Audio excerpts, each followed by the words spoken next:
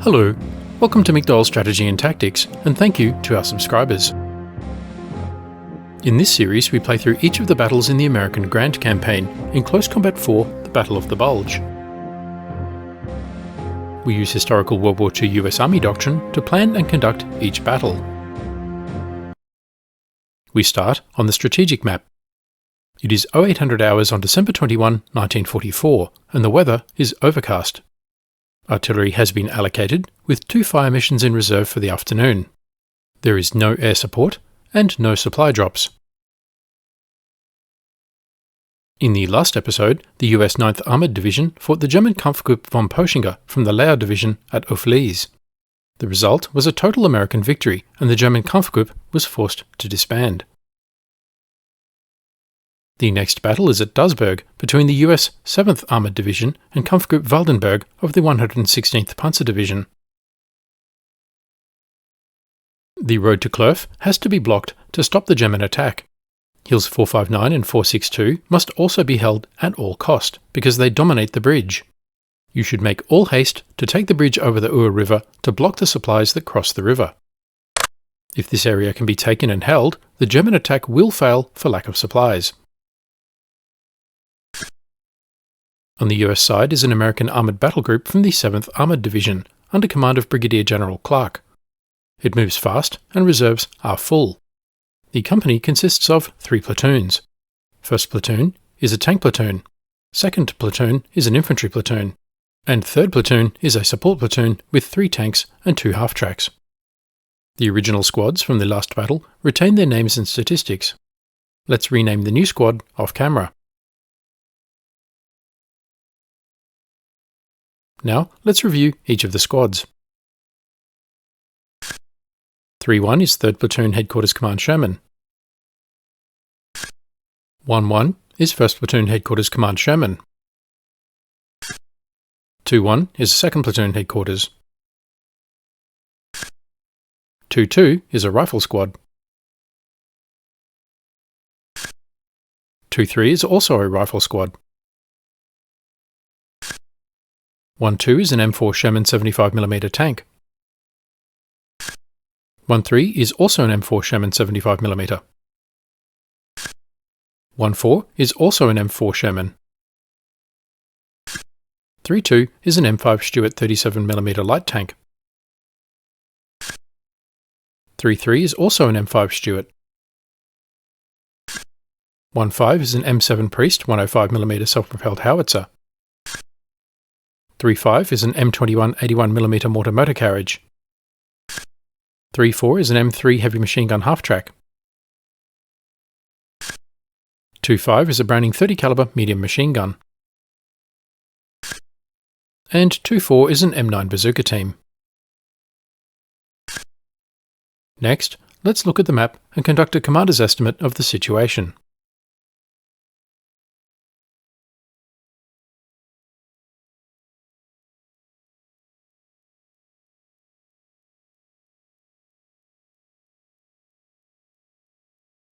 Our mission is to defend Dasburg.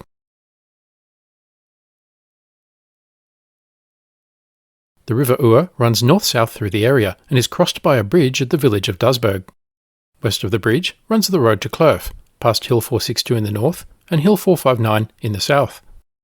To the east is the road to the Reich, with the road to Losheim in the north and the road to Weiler in the south. The village of Dasburg consists of 1- and 2-storey buildings east of the river, with a prominent 2-storey building northwest of the village. Although there is some open ground southeast of the village, the area mostly consists of winding roads through wooded hills. The woods limit fields of fire to close range and restrict observation to sight lines along roads. The woods also provide concealment to dug-in infantry. The village buildings provide cover as well as shelter. The woods present a minor obstacle to vehicle movement. But the river is the biggest obstacle, and the bridge and roads leading to it are critical to motorised or mechanised movement in this sector. Hence the bridge is key terrain.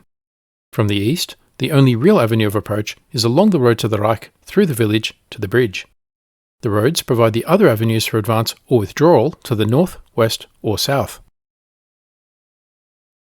The Americans are expecting contact with Kampfgruppe Waldenburg of the 116th Panzer Division. So, we can expect the Germans to bring at least a troop of Panzers, along with Sonderkraftfahrzeug half-tracks and supporting Panzergrenadier infantry. The Germans are advancing from the east along the road to the Reich, and the bridge is the likely German objective. The Germans could seize the village of Dasburg as an intermediate objective and then move to secure the bridge. From there, they could push west to seize the road to Clerf, along with Hill 462 in the north and Hill 459 in the south. This manoeuvre could leave the Germans vulnerable to fire from the northwest and their left flank open to fire from the southwest across the Our River. And a pivot west at the bridge could leave their rear vulnerable to a counterattack on Dasburg from the north. The killing zone would be the bridge and roads either side. Alternatively, the Germans could conduct an envelopment, either north or south or both.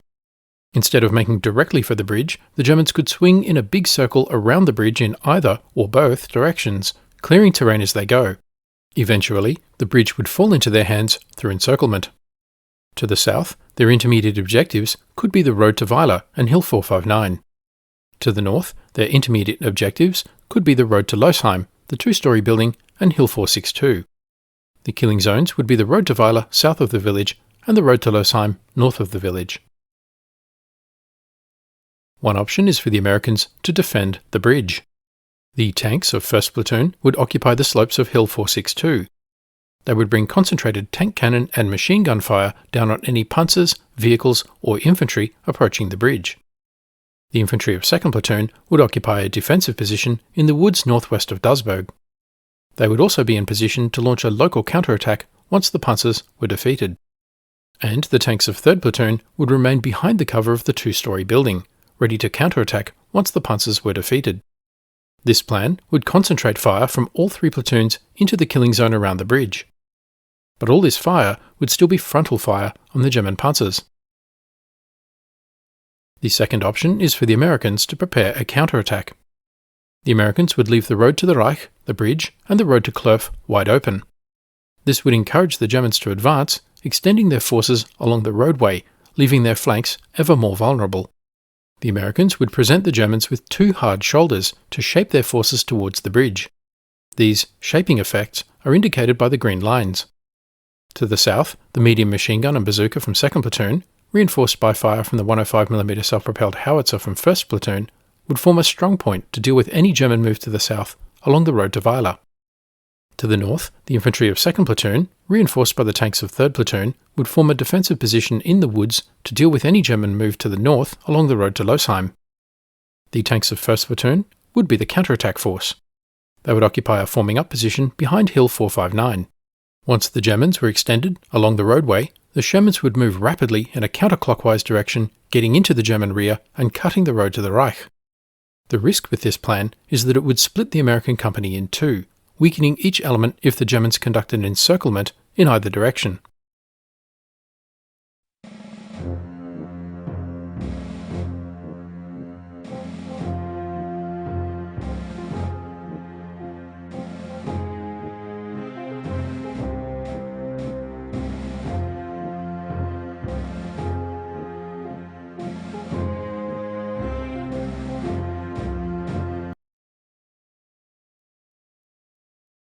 I have made my decision and have placed the platoons and squads in position.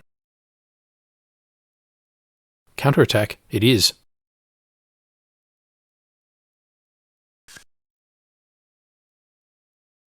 The Sherman tanks of 1st Platoon in staggered column along the road in a forming up position behind Hill 459. The terrain will shield them from German observation.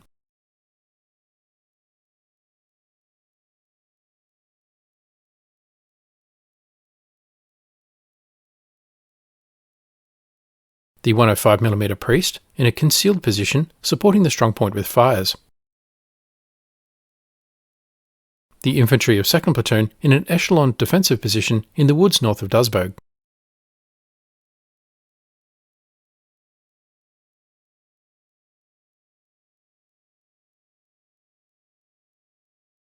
With the bazooka and medium machine gun forming a strong point overlooking the road to Weiler in the south. 3rd Platoon in the north, across the road from 2nd Platoon, ready to fire into the killing zone along the road to Losheim.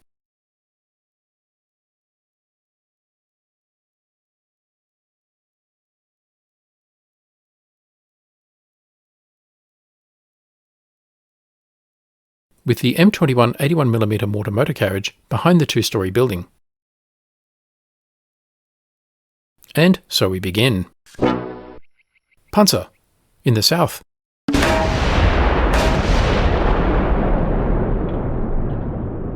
And two Sonderkraftfahrzeuge. A tank duel from the FUP. Surprise has been lost. Bond's Sherman knocks out the Panzer IV. And both lead Shermans fire at the infantry.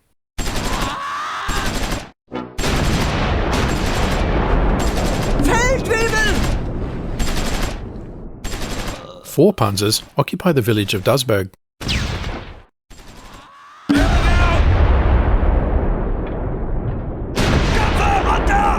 A Mark IV knocks out Fritz's Stuart 37mm. Gallop targets the Sonderkraftfahrzeug 251-16 Flame half-track. The Sonderkraftfahrzeug is immobilized and the crew badly injured. The mortar opens a fire mission on the Kommandowagen Sonderkraftfahrzeug 251.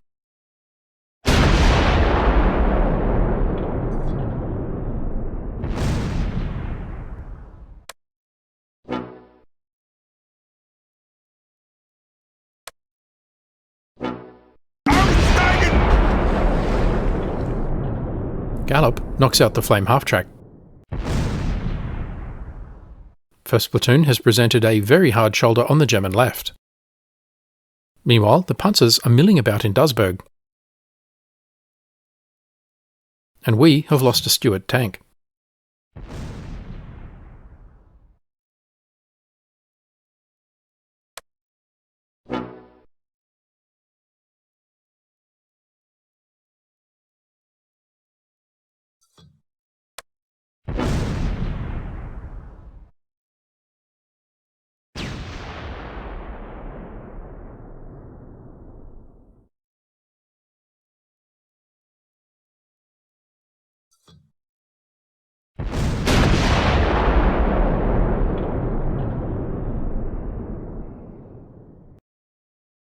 Time for First Platoon to move. Put pressure on the Germans. Bounding Overwatch. The mortar motor carriage opens a counterfire mission on the German mortar half-track.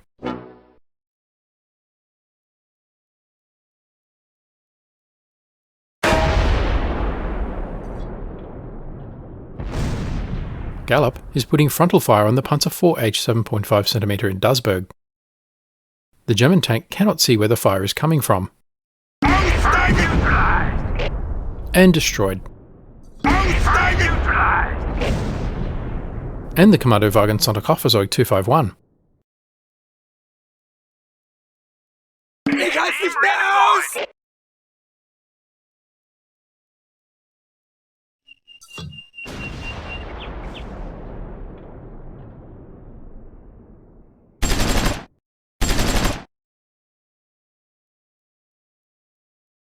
Nielsen's Sherman is bogged.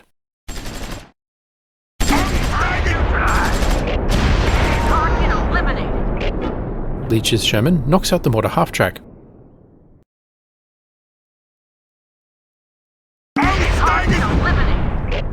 Then knocks out another Panzer IV-H in Dasburg.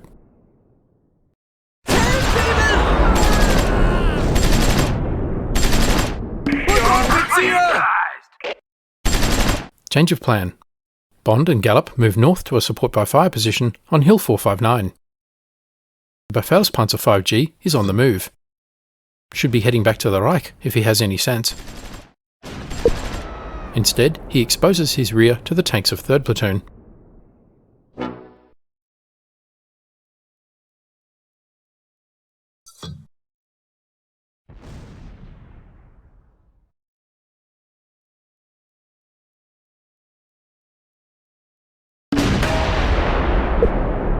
Leach's Sherman is immobilized by the Befehlspanzer.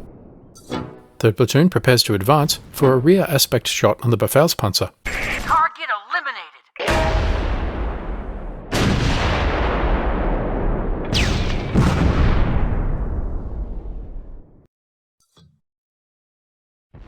The Germans did take the bait and the bridge. Bond hits a Panzer 4H west of the bridge. The next shot knocks out the Panzer.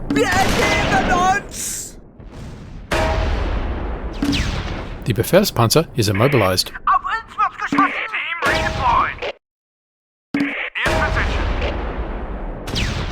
Only a matter of time.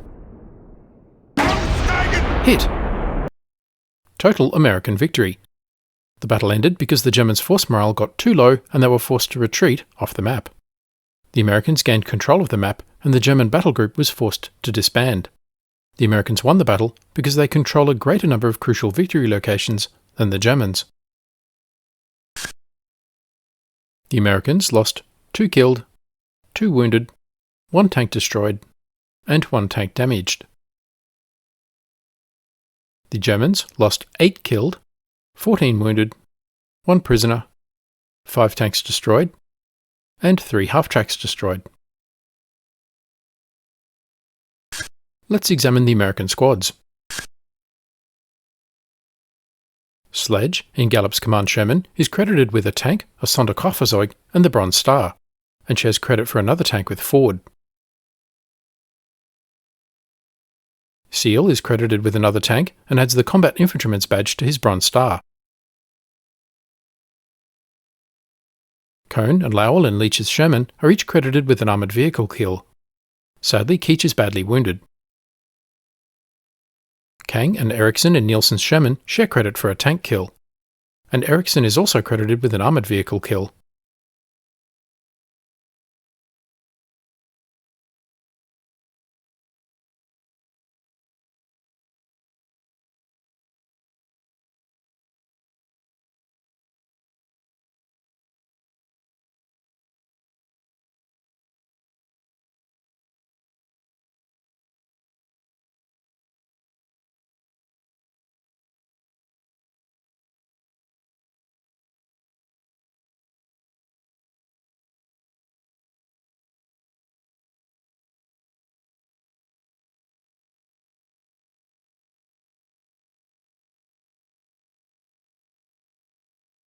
Williams in Hooker's M5 Stuart is credited with a tank kill and awarded the Combat Infantryman's badge, the Befehlspanzer no less. Sadly, Fritz's tank was hit, with Robinson killed and Weber badly wounded.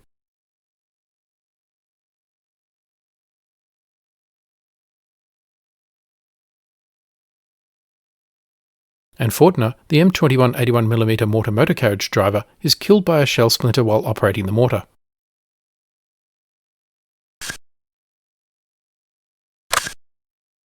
So far, the campaign remains a major American victory. The Grand Campaign has 11 days remaining. Your defence of the Ardennes is progressing better than your historical counterparts.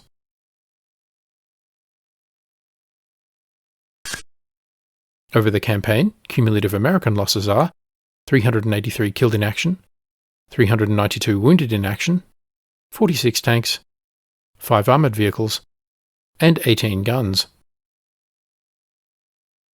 Cumulative German losses are 967 killed in action, 925 wounded in action, 141 tanks, 142 armoured vehicles, and 1 anti-tank gun. So, what did we learn? The American grand plan for this battle had the Germans strung out in a long line along the roads, being shot up by tank fire in their flanks and rear. But it did not work out exactly that way. 1st Platoon's concealed forming up point was not that concealed, and the battle started with a tank duel in the south. The Americans won this duel, knocking out a Panzer and 3 Sonderkofferzeug for no friendly losses. This action bottled up the German panzers in the village of Dasburg, where they were picked off one by long-range tank fire, culminating in a 3-against-1 engagement against the Befehlspanzer won by an M5 Stuart 37mm light tank of all things. Nonetheless, the shaping effect worked. The Germans could not move north or south, and at least one tank went straight for the bridge as predicted, where it was neatly destroyed by the lead tanks of 1st Platoon, from their improvised support by fire position on Hill 459. From the German perspective, it must have seemed that fire was coming from all directions. And they even looked confused. Milling around, their objective abandoned, and with nothing left of their plan. Let me know what you think in the comments. Thanks for watching. Please remember to like, comment, subscribe, and donate. And stay tuned for the next episode.